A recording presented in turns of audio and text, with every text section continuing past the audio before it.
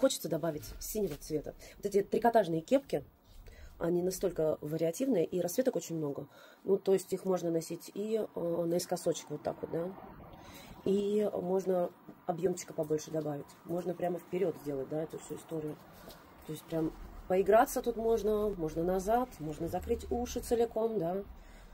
Ну, в общем, такая история прикольная. И мне очень нравится еще с челочкой. Немножечко так игриво. То есть у кого есть челка, эта моделька прям отлично вам тоже подойдет. Знаете как?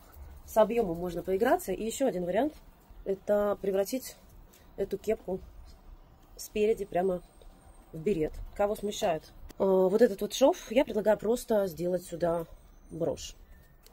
Вот, мне кажется, я нашла вот такую калу, она сюда прям очень хорошо подойдет. Вот так, хулиганисто.